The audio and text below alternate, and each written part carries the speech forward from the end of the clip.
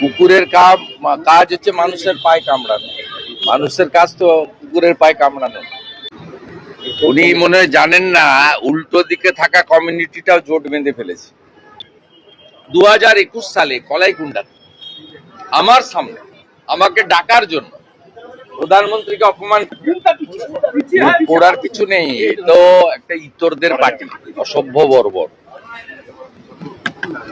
তাদের কাজ তারা করছে, অসুবিধা কি আছে? কুকুরের কাজ হচ্ছে মানুষের পায়ে কামড়ানো। মানুষের কাজ তো কুকুরের পায়ে কামড়ানো।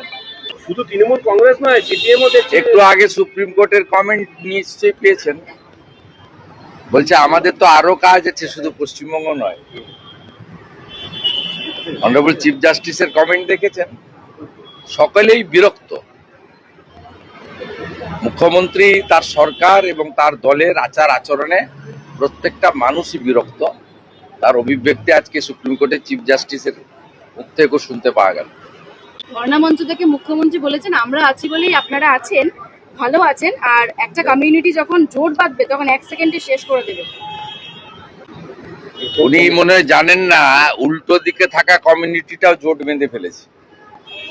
আমি যে উনাকে হারিয়েছি নন্দীগ্রামে, উনি যে কমিউনিটিটাকে ইঙ্গিত করছেন, তো খুলেই বলি মুসলিমদের কথা বলছেন। সেই মুসলিম কমিউনিটি এখন হুমায়ুন কবিরের পিছনে জোট বেঁধেছে বাবরি মসজিদের জন্য, মুসলমান মুখ্যমন্ত্রী করার জন্য।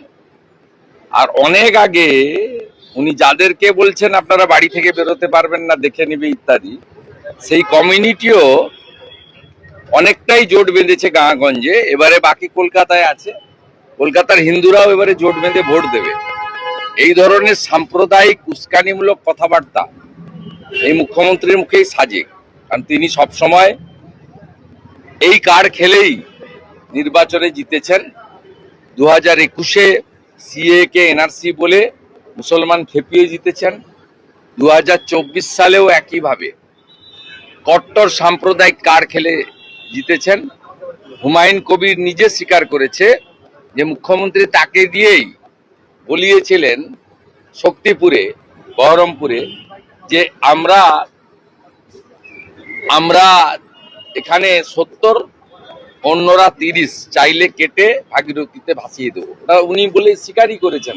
এটা আমার কথা ছিল না, এটা মুখ্যমন্ত্রী আমাকে বলতে বলেছিল ইউসুফ পাঠানকে জেতানোর জন্য। অত্যন্ত অনৈতিক কিছু কাজ করছেন তিনি। এখন ডিজি নন, অথচ ডিজির বাংলোতে বসে আছেন। 1 নম্বর, ঘাড় ধাক্কা মেরে বের করানো উচিত। দ্বিতীয়, আজকে যখন ওয়েস্টিন হোটেলে উনি যান, উনি এই মুহূর্তে এমপিও নন। বিকেল 3টের পরে যদি সার্টিফিকেট পান তখন এমপি হবেন। তখনও এমপি হবেন না, যতক্ষণ না রাজ্যসভায় ওথ নিচ্ছেন ততক্ষণ এমপি হওয়া যায় না। তাকে আজকে যে ধরনের ধপাধপ করে মমতা পুলিশের লোকরা স্যালুট দিচ্ছিল, আমাকে একজন ভিডিও পাঠিয়েছে, তাতে পুলিশের কতটা অধঃপতন হয়েছে, তারা কতটা আনএথিক্যাল কাজ করছে, কতটা পার্টিতন্ত্রের সঙ্গে নিজেদেরকে মিশিয়ে ফেলেছে, তার প্রকৃষ্ট উদাহরণ। রাষ্ট্রপতি হোক কিংবা এই জ্ঞানেশ কুমার, পরপর দুটো ঘটনা ঘটে গেল বাংলায়, কিন্তু মুখ্যমন্ত্রী এখনো চুপ করে রয়েছেন। মুখ্যমন্ত্রী করাচ্ছেন, চুপ করে থাকবেন কেন? ক্ষমা চাইবেন? উনি ক্ষমা চাইবেন? কোথায় ক্ষমা চাইবেন? কেন ক্ষমা চাইবেন? মুখ্যমন্ত্রী ক্ষমা চাইবেন কেন? এটা তো উনার আজকের নয়। গত লোকসভা নির্বাচনে যে মাঠে বর্ধমানে মুখ্যমন্ত্রী সভা করে এসছেন, তার 3 দিন পরে ওই মাঠে প্রধানমন্ত্রীকে সভা করতে দেয়। সম্প্রতি গত সপ্তাহে 2 তারিখে অমিত শাহজির হেলিকপ্টার নামার পারমিশন এসেছে দিল্লি থেকে ধমক খাওয়ার পরে, স্বরাষ্ট্র দপ্তর থেকে ধমক খাওয়ার পরে। উনার নামার 2 ঘন্টা আগে নীতিন নবীনজিকে বিহারে নামতে হয়েছে, পশ্চিমবঙ্গে হেলিকপ্টার নামার পারমিশন দেয়। উনি ক্ষমা চাইবেন কেন? এরা তো নয় রাজনৈতিক নেতৃত্ব, যদিও এরা অনেক বড় স্ট্যাটাসের নেতৃত্ব, কিন্তু সাংবিধানিক প্রধানের সঙ্গে যে কাণ্ডটা করা হয়েছে, এই কাণ্ড করার পরে কেন, আমি তো জানতে চাইছি কেন নন্দিনী চক্রবর্তী, ডিজিপি দার্জিলিং এর ডিএম এবং সিপি শিলিগুড়ি, তারা এখনো সাসপেন্ড হন।